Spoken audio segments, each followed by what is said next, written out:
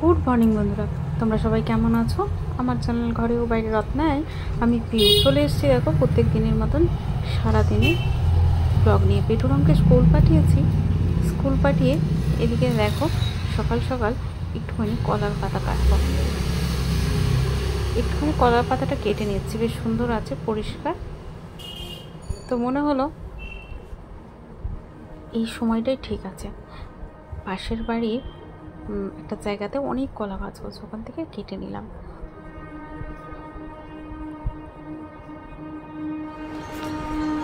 সকালবেলা কাজ মোটামুটি বাগানো গোছানো হয়ে গেছে, স্নান করে নিয়েছি। দেখো, স্নান করে এবার পুজোটা করে নেব। এদিকে দেখো স্নান করে আমি কিন্তু পুজো করছি। বেটুরামকে স্কুলে পাঠিয়ে দিয়ে ঘর গোছানো বাগানোর কাজগুলো তাড়াতাড়ি করে নিলাম। তার ফাঁকে ফোনটা একটু চার্জ বসিয়েছিলাম, চার্জ হয়ে গেছে। সকাল সকাল পেটুরাম চলে গেলে আর মনে হয় না যেন একটুখানি হয়তো বসি শুই, তখন মনে হয় যে কাজগুলো সমস্ত কিছু বাগিয়ে গুছিয়ে কমপ্লিট করে নিই। এদিকে দেখো ঠাকুরের ফুল তুলে নিয়েছি। এদিকে দেখো আমি কিন্তু ভাতটা বসিয়ে দিচ্ছি। চালটা নিয়ে নিলাম, চাল ধুয়ে ভালো করে হাঁড়িতে জল দিয়ে আমি কিন্তু বসিয়ে দিলাম। ভাতটা হতে থাক, ওদিকে পুজো আমার কমপ্লিট হয়ে গেছে। দিয়ে দেখো ভোলা মাছ নিয়েছি, এটা আমি বেছে নেব। দুটো কলা পাতা নিয়ে এসেছি, একটা ফেটে গেছে আর একটা রেখে দিয়েছি দুপুরে খাওয়ার জন্য। তো ভোলা মাছটা প্রায় অনেকটাই বড়, প্রায় 900-র কাছাকাছি ওজন। তো ওটা আমি এখন বেছে নেব। আর এদিকে দেখো সবজিগুলো নামিয়েছি, হোপাগুলোও আজকে রান্না করব। তো সেই হিসেবে সবজিটা আমি আর হোপার একটা গন্ধ থাকে, সেটা যদি আমি কেটে আমরা যদি নুন একটু মাখিয়ে নিই, নুন হলুদ মাখিয়ে দিই, তাহলে কিন্তু জলটা ঝরে গেলে যে হোপার একটা গন্ধ থাকে সেটা বের হয়ে যায়। তার সাথে একটা ঝিঙে পড়েছিল, তো আমি ভাবলাম যে তো তাহলে দিয়ে দিই। এদিকে দেখো মাছটাও আমার বাছা হয়ে গেছে, আর আমি পিস পিস করে কেটে নিয়েছি। অনেকটাই মাছ, তো 2 দিন রান্না হয়ে যাবে। দেখো, আর তোমরা তো জানো ভোলা মাছটা সত্যি খুব ভালো খেতে লাগে, আর কাঁটা নেই, আর বেশ নরম মাছ, আমার বেটুও খেতে পছন্দ করে। আর ওই মাছটা দেখো পিস পিস করে কেটে নিলাম।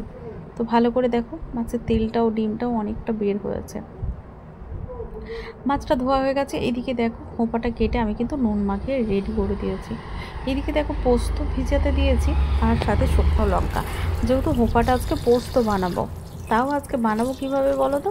তো তোমরা ভিডিওটা দেখতে থাকো, ভালো লাগবে, কন্টিনিউ করতে থাকো। এদিকে দেখো মাছটা আমি নুন হলুদ মাখিয়ে নিচ্ছি। 2 দফা করলাম, কালকে কিছুটা করব, আজকে কিছুটা করব। অনেকটা মাছ তো, ওই জন্য 2 দিন রান্না করব। 2 রকমভাবে করে খাওয়া হবে, বেশ ভালো লাগে খেতে। তো মাছটা দেখো ওই দিকের মাছটা রেখেছি, আর এই মাছটা রান্না করে নেব ভালো করে। কিন্তু এবার আস্তে আস্তে নুন হলুদ মাখিয়ে নেব। ওদিকে যে হোপাটা কেটে রেখেছি, গন্ধটা কিন্তু অনেকটা চলে যাবে। তার সাথে যে নুনটা মাখিয়ে রেখেছি, জল বেরিয়ে যাবে হোপা থেকে, একটা যে ভ্যাপসা গন্ধ বের হয়, সেটা দেখো জলটা বেরিয়ে গেছে।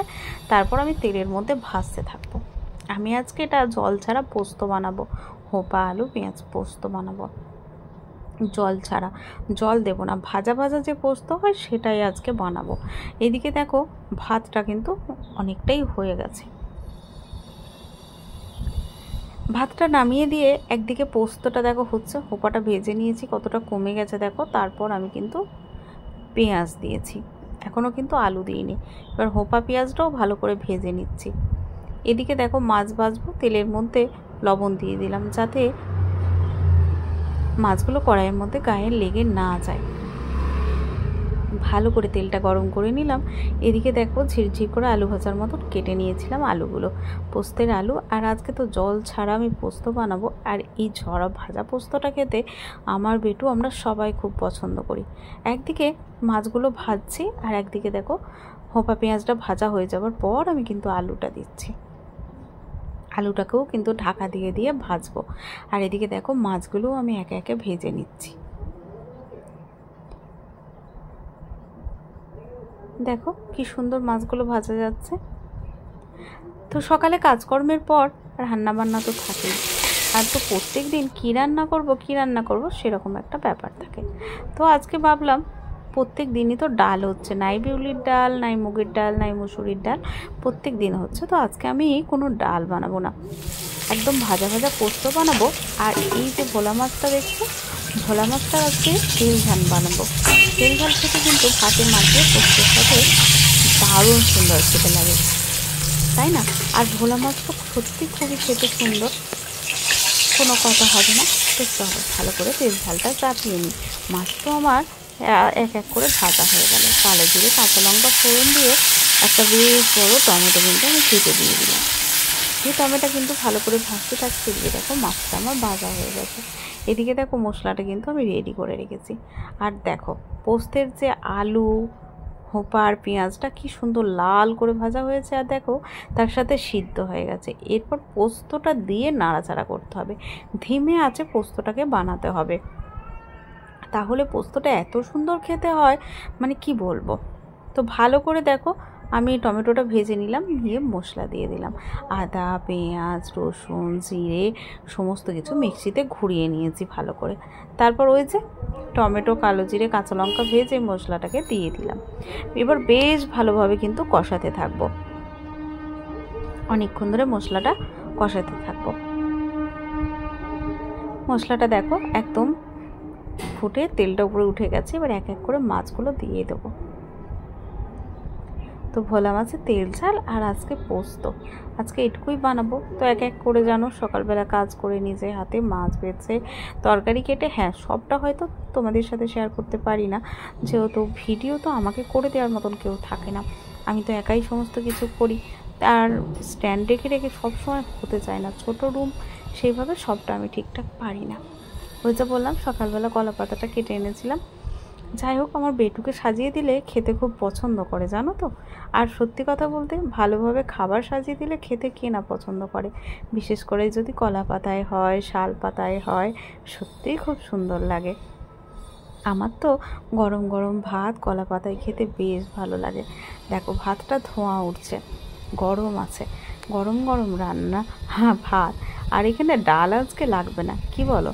তো ফাইনালি তোমরা এবার দেখে নাও যে আজকে আমি ভাতটা কীভাবে সাজাচ্ছি। একদমই নর্মাল যেমন কলা পাতায় সবাই ভাত দেয়, সেইভাবে ভাতটা কিন্তু আমি দিয়ে দিয়েছি। নিচেতে আমি থালা দিয়েছি অবশ্য, কিন্তু আমার বেটু শেষে বলছে না মা তুমি থালা সরিয়ে নাও, আমি কলা পাতাতেই খাবো। লেবু কেটে নিয়েছি, সাথে কাঁচা লঙ্কা,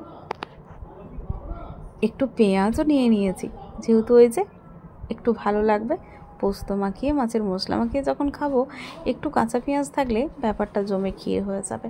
ওই যে ঢকের দিকের পাতাটা কেটেছি, তার সাথে দেখো একদম ঝুড়ো পোস্ত বানিয়েছি, দেখেছ? একটুও জল না দেওয়া পোস্ত। এই পোস্তটা বেটুরাম খেতে খুব ভালোবাসে।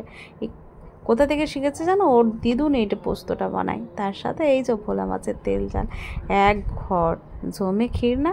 আর কি চাই বলো তো? আজকে কি ডালের কোনো প্রয়োজন আছে? কোনো প্রয়োজন নেই।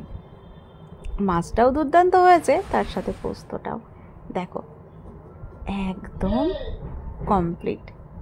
কি বলো, পছন্দ হয়েছে তো আমাদের? অবশেষে বেটুরাম স্কুল থেকে চলে এসেছে গো। হ্যাঁ দেখো আমার বেটুরাম চলে এসেছে, ড্রাইভার আঙ্কেল দাঁড়িয়ে আছে, খাবার সাজানো কমপ্লিট। ওদিকে আমার বেটুরামও চলে এসেছে। একটু বেলা করেই তো রান্নাটা চাপিয়েছিলাম, আমি জানি আমার বেটু এসে গরম গরম খাবে। দেখো বেটু আস্তে আস্তে অনেকটা বেলা হয়ে যায়, বেটু এলে একসাথে খাওয়া হয়। বেটুরাম অলরেডি হাজির।